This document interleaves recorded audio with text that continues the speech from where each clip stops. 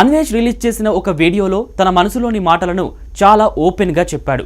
ఇప్పటి వరకు తాను 130 దేశాలు తిరిగానని, ప్రపంచంలో చూసేదంతా దాదాపు చూసేశానని అన్నాడు.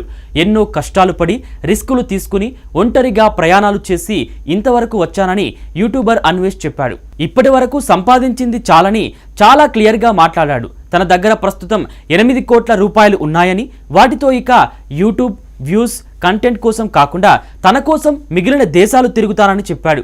ఈ మాటలు విన్న చాలా మందికి అతను ఎంత స్ట్రైట్గా మాట్లాడుతున్నాడో అర్థమవుతుంది. అయితే అన్వేష్ మరో ముఖ్యమైన విషయం చెప్పాడు.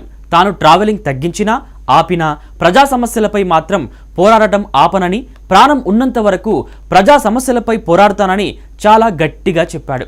అన్వేష్ చెప్పిన ఈ విషయం అతని ఆలోచన విధానాన్ని చూపిస్తుంది. అతను కేవలం ట్రావెలర్ వ్లాగర్ మాత్రమే కాదు, ఒక సోషల్గా ఆలోచించే వ్యక్తి అని ఆ మాటలతోనే స్పష్టమవుతుంది. ఇటీవల కాలంలో అతని ఛానళ్లకు సబ్స్క్రైబర్లు భారీగా తగ్గడానికి కూడా ఓ కారణం ఉంది. అదే గరికపాటి వివాదం. ఆ వివాదం తర్వాత సోషల్ మీడియాలో పెద్ద చర్చ జరిగింది. కొంతమంది అతనికి మద్దతు నిలవగా మరికొంతమంది తీవ్రంగా విమర్శించారు. ఆ ప్రభావం నేరుగా అతని యూట్యూబ్ ఛానళ్లపై పడింది. సబ్స్క్రైబర్ల సంఖ్య కూడా గణనీయంగా తగ్గిపోయింది. ఒకప్పుడు లక్షల్లో చేరిన వ్యూస్ ఇప్పుడు అంత స్థాయిలో రావడం లేదని చాలా మంది గమనించారు. ఇలాంటి పరిస్థితుల్లో చాలా మంది క్రియేటర్లు మౌనంగా ఉంటారు. కానీ అన్వేష్ మాత్రం అలా చేయలేదు.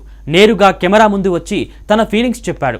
డబ్బు, ఫేమ్, సబ్స్క్రైబర్లు ఇవన్నీ జీవితంలో ఒక దశ వరకే ఉపయోగపడతాయని, అంతకుమించి మనసుకు శాంతి ముఖ్యం అని అతను నమ్ముతున్నట్లు చెప్పాడు. అందుకే ఇక తన కోసం బ్రతుకుతాను అనే స్టేట్మెంట్ అతని వీడియోలో బలంగా